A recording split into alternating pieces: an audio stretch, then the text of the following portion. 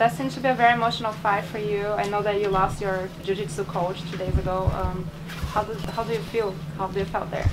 Man, he was much more than a jiu-jitsu coach. He was my MMA coach and one of my best friends. I feel good that I got the win, but I feel like it's not enough. I don't feel like I performed as well as I could have. I got emotional walking to the cage, which we tried to prevent. We practiced walking to the cage. I'm very lucky that I had the coaches with me that I did. The walks to the cage this morning before the fight to prepare for the walk to the cage tonight, I feel like that really helped me prepare to get out there without getting too emotional. I didn't want to have a dump before I got in the cage. I still had a little bit of an adrenaline dump when I got in there, but I have good guys in my corner. Even though Robert Follis isn't here yelling at me, everything that he ever said to me is still in my head, so it's still very fresh in my mind. So Tim, you actually played out the walk yesterday? No, today before the fight, James Krause brought me in the hallway because I told him I was nervous about walking to the cage. I'm an emotional guy. I'm a passionate guy. I wear my heart on my sleeve.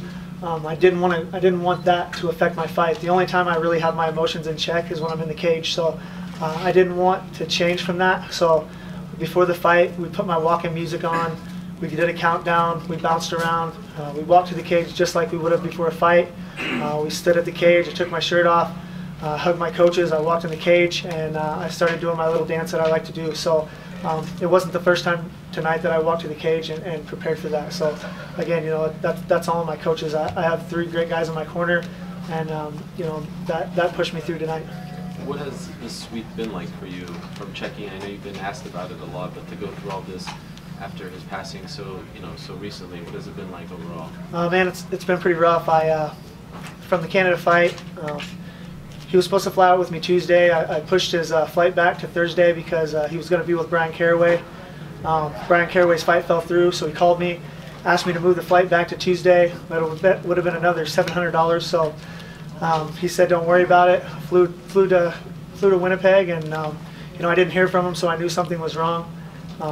Since then, I've been kind of on a little bit of a self-destructive path. I came out to Vegas early without my coaches, and I shouldn't have done that. I screwed around a little bit. I wasn't doing the things that a professional athlete should be doing, and you know, that was a mistake I made. I should have never came out here without my coaches. As soon as my coaches got here on Tuesday, they slapped a little sense into me and put me back on the right path, doing the things that I should be doing to prepare for a professional MMA fight. Did you consider pulling out of this fight? James Krause told me that I shouldn't take the fight right away in Winnipeg, and my words to him was, I don't want to waste my time, and I don't want to waste Follis' time. I put in a 2-month training camp with Robert. I spent every day with the guy. I took in a bunch of knowledge, a bunch of love, a bunch of support, and I didn't want to waste that. So you know, I came out here. Like I said, I was screwing around a little bit, and as soon as he got here, I told him I felt like, you know, maybe I shouldn't have taken this fight. I cried a lot every day, and you know, he told me, he said, "You wanted this, you asked for it, you're a man of your word," and you know, I did what I said I was going to do. And again, it's all in my coaches. They're the guys who got me through this. I couldn't have done it on my own. I really believe that. How would you describe now how you're feeling afterwards, after this whole emotional roller coaster comes to an end with a victory? I feel like my adrenaline kind of dumped when I got in the cage. My arms were dead.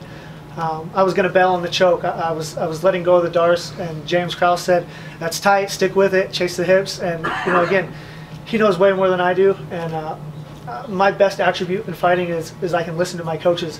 I put all my trust and all my faith into those guys. I know they know what's going on, so as long as I can just keep my mouth shut and my ears open, I feel like I can beat anybody. How much did having your old coaches here at Zach Cummings, James Krause, how much did that help you kind of pull through this? You talked about them pulling you out of the self-destruction. It was everything. Like I said, my birthday was Christmas Eve, and then Christmas, I was here by myself. I was just drinking a lot, staying out all night, not sleeping. Those guys saved me. It's not the first time, though. It's nothing new. That's what friends do, and that's what coaches do, and I'm lucky to have those guys. Can I get a drink? Sorry. What did they say to you that kind of pulled you out of that funk? Man, they didn't have to say anything. I knew what I was doing wasn't right, and the whole reason why I love Robert Follis so much, he holds his guys accountable. Sorry, I need a drink. he holds his guys accountable. You know, he's on the phone every day. What are you doing? What are you eating? What are you drinking? How much are you sleeping? And that's one of the reasons why I came up here to be around him. He's a full-time guy. He's a full-time coach. After the Ultimate Fighter and Demetrius Johnson, I was done fighting. I was on retirement. I figured, you know, it wasn't for me. I fought the best guys in the world, and you know, the very best guys in the world, they beat me. So I thought maybe this wasn't for me. And you know, Robert believed in me fully. His only goal as a coach was to create a world champion. That's what he wanted to do as a coach. And you know, he told me that I was the guy, and he believed in me enough for both of us. So that's why. What did you take into the octagon from Robert tonight? Man, everything he ever said to me is still in my head. But again, you know, I'm not the smartest guy. I'm good at taking orders. I just wish that I would have listened a little more, and I wish that I would have had a little more time. But I feel like the time that I did have with him was very special. And you know, I never questioned anything that he ever said to me, and I wouldn't question anything after what he's done. Is there anything that you'd like to do as a tribute to Follis? Something that you maybe have planned in 2018? Just stick with it, keep working hard, not screwing off so much, trusting my coaches, trusting myself. Tim, there was a moment, I think it was either the first or second round, I'm sorry, which one? Did he bite your hand, or there was a moment there was some grumbling? What happened there? You know, I said, my hand was stuck in his mouth, and I said that he was biting me, and he laughed, and he said, I wasn't biting you, I had my mouth open.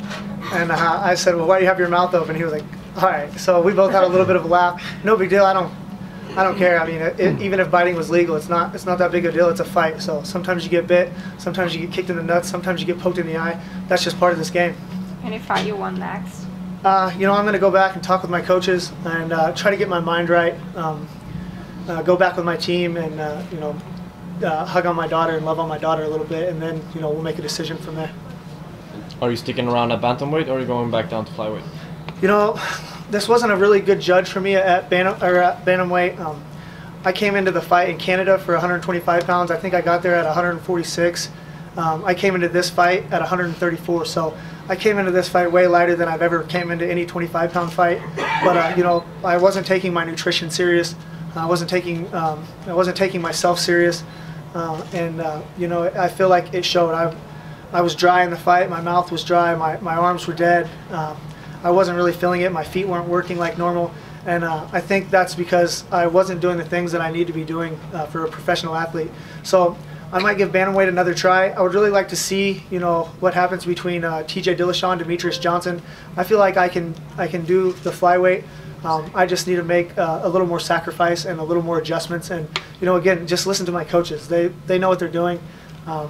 That's the great thing about this. I have such good guys. Like, I don't even have to think. All I have to do is do what I'm told, and I feel like if I do that, then I can make the weight and I can beat good guys. Tim, the guy you were supposed to fight in Canada, Pietro Mango, was released yesterday. Are you surprised? No, I'm not surprised at all. The thing is yeah, it was short notice, and he didn't make weight, but I fought John Dodson on 6 days' notice. They asked me over and over again, are you sure you can make it? Are you sure? They let me know pretty much, if you don't make this, then this is your only shot. And you know, I agreed to it, and I did what I was asked. So no, I'm not surprised at all. He came into interviews bragging about how much bigger he was than me, which he wasn't. I stood right next to the guy. He's not bigger than me. But he talked about how much bigger he was, and then he didn't make weight. So he's getting exactly what he deserved. And the fact of the matter is, if you're 13-0 and not already in the UFC, then what's the issue? I started my pro career out with 0 wins, 2 losses, and 1 draw, and I got in the UFC. So he has the record, he has all the attributes. There's a reason why he's not here, and there's a reason why he got cut. You've been pretty vocal about some issues about pay and whatnot. Do you feel better, or is this something you need to work on and speak to the UFC about? Man, again, I was a little bit of an emotional wreck. I worked hard to make the weight. I sacrificed a lot of time away from my kid. I had a really expensive training camp. For the first time in my life, I spent money on a training camp like I thought a professional NFL player would do it. I stayed in really nice places. I ate really, really good quality food. I had people, you know, doing my laundry and stuff for me. For the first time ever, I felt like this is what a professional athlete is supposed to live like. And then I didn't get my paycheck, so I was upset. And what I should have done is I should have been a man, and I should have talked to him face to face instead of running my mouth on Twitter. But again, I'm not the smartest guy. I'm a fighter, and I'm an emotional guy, and I felt like they weren't taking me serious. But you know, Mick did a good job. I talked to him.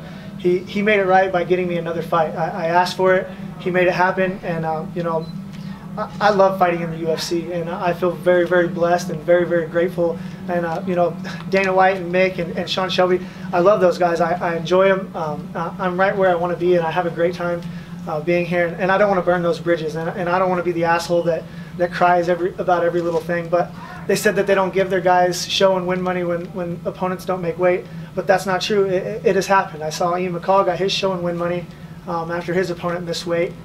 But and he got his show money whenever he made weight and then didn't show up for the fight himself. So I just felt like it was a bit of a double standard. I mean, I may not be that big of a name, but you know, I come out here and I fight my hardest, and I put a lot into this, and I want to get as much out as I put in. And I felt like that wasn't happening, but they made it right. They did. They fulfilled their end of the bargain, and you know, I couldn't be happier.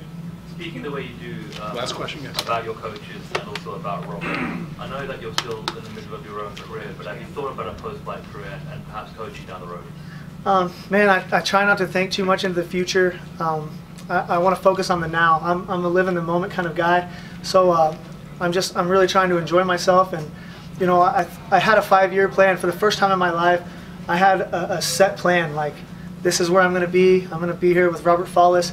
I'm going to work to try to become a world champion. And for the first time ever, I thought that was a possibility. And then you know, it was a pretty huge blow after his passing.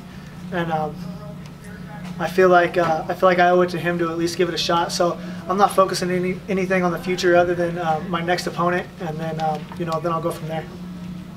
Thanks, Dan. Appreciate it. Thanks, dude.